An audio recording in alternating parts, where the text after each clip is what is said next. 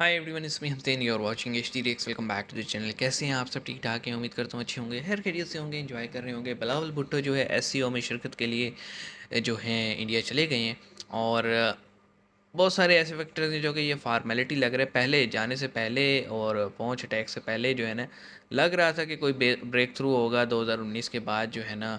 कुछ ऐसा माहौल बनेगा, बातचीत होगी, पाकिस्तान ने जो गलतियां की हैं वो उनसे पीछे हटेगा, और जो है ना कुछ इकनॉमिकली भी ट्रेड भी हो जाएगा सेट। लेकिन पहुंच अटैक हुआ, उसके बाद भुट्टो साहब ने भी कुछ ऐसे स्टेटमेंट दिए कि मैं जो है ना बस एससीओ के लिए जा रहा हूँ और मेरा कोई मकसद नहीं है। तो वो जो उम्मीदें थी वो बहुत कम हो गई हैं। फिर आपको पता है जब यहाँ से कोई बात कही जाती है तो वहाँ से जवाब तो आते हैं। तो एक वीडियो आया है, टाइटल कुछ ऐसे कि हम आतंकियों को अपने यहाँ क्यों आने देंगे। देखते हैं क्या कहते हैं इस बारे में। शुरू करते हैं। ओरिजिनल लिंक डिस्क्रिप्शन में है, सब्सक्राइब कर लीजिए चैनल को। 3 2 1 हेलो फ्रेंड्स, जय हिंद। हिंदुस्तान स्पेशल में आपका स्वागत है। दोस्तों, पुंछ में हुए आतंकवादी हमले का सीधा कनेक्शन पाकिस्तान से जोड़ा जा रहा है। बताया जा रहा है कि पाकिस्तानी कब्जे वाले कश्मीर के रास्ते से पुंछ हमले को अंजाम देने वाले आतंकियों ने घुसपैठ की थी। आस पड़ोस के गांव में आतंकी छिपे हुए थे। बेम्बेर गली और पुंछ के बीच सेना के वाहन चल रहे थे। इसी दौरान भारी बारिश और कम विजिबिलिटी का फायदा उठाते हुए आतंकियों ने फायरिंग की। इनके साथ ही वाहन पर ग्रेनेड भी फेंके गए। इससे गाड़ी में बैठे जवानों को संभलने का मौका नहीं मिल सका। 5 जवान इसकी प्रॉपर चपेट में है। आ गए। इनके नाम है हवलदार मनदीप सिंह, सिपाही हरकृष्ण सिंह, लांस नायक कुलवंत सिंह, सिपाही सेवक सिंह और लांस नायक देबाशीष। शहीदों में से 4 जवान पंजाब ये के सिख हैं रेजिमेंट और थी क्या? एक उड़ीसा का है। वहीं हमले में घायल एक जवान को राजौरी के अस्पताल में भर्ती करवाया गया है।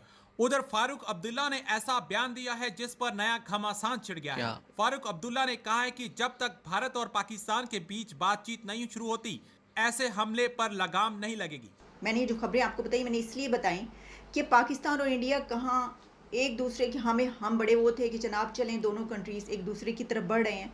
और अब ये जो मीटिंग होगी और हमारे फॉरेन मिनिस्टर हाँ, जा रहे हैं, सभी तो सोच रहे ये थे। क्या फॉरेन मिनिस्टर का विजिट से पहले ही ये सब कुछ हो रहा है? क्यों हो रहा है ऐसा? और ये विजिट अब होगा या नहीं होगा? इसमें ये भी आ रहा है कि मुझे तो ये नहीं भी हो लगता सकता है होगा। कि इंडिया की तरफ से अब ये कह दिया जाए कि बिलावल भुट्टो के आने की ज़रूरत नहीं है। हाँ, मुझे ऐसा नहीं लगता लेकिन कि इस भुट्टो तरफ साहब से चले कहा तो गए जाएगा। हैं। लेकिन अब हमारी तरफ देखते से हैं। क्या हम चाह रहे हैं ये कि बिलावल भुट्टो वहाँ पर फॉरेन मिनिस्टर जाएँ? क्या हम चाहते हैं कि दोनों कंट्रीज़ के हालात बेहतर हमें हों? तो ये पता ही नहीं हम ये चाहते भी क्या हैं। सोचने की ज़रूरत है। और कहीं हमारी तरफ से तो नहीं कह दिया जाएगा कि नहीं, हम नहीं आ रहे क्योंकि ये तो ये हो गया, ये तो हालात ही हो गए। जब ये सुबह-सुबह और बल्कि कल रात से खबरें आना शुरू हुई, तो उसी वक़्त ये पता चल रहा था कि क्या अब ये मीटिंग होगी या नहीं होगी। लेकिन मैं ये समझती हूँ कि अभी भी पूरी कोशिश करनी चाहिए, इन हालात के बावजूद भी कोशिश करनी चाहिए कि ये वाली मीटिंग हो, जो होनी है, और उसमें हमारी तरफ से फ़ॉरेन मिनिस्टर जाएँ। भाई फॉरेन मिनिस्टर तो जाएंगे, लेकिन फॉरेन मिनिस्टर जाके करेंगे क्या? ये भी तो है ना कि फॉरेन मिनिस्टर ने जाने से पहले कुछ ऐसे स्टेटमेंट दिए हुए हैं प्राइम मिनिस्टर नरेंद्र मोदी को लेके, एस जयशंकर साहब को लेके, इंडियन पॉलिसी को लेके, कि मतलब उनसे दूरियां बढ़ती हैं ना कि कम होती हैं। और देखें, जहाँ दूरियां बढ़ती हैं वहाँ पे बातचीत का तो फिर होता ही नहीं है ना।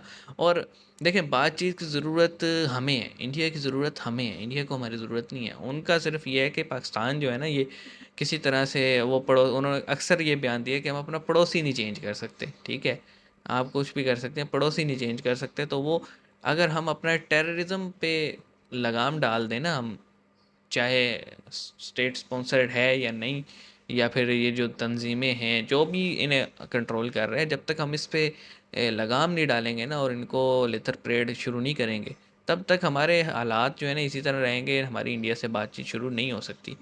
उनका सिर्फ एक ही, मैंने आज तक नहीं देखा उन्होंने कोई और जो है ना कोई डिमांड की हो। उन्होंने यही कहा कि भाई आपके एंड से टेररिज्म होता है वो से बंद करो।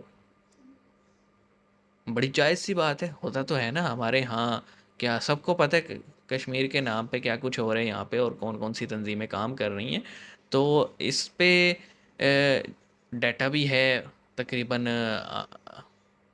100 से ज़ायद तंजीमें हैं, ऑर्गेनाइजेशन जो पाकिस्तान में ऑपरेट कर रही हैं टेररिज्म के लिए।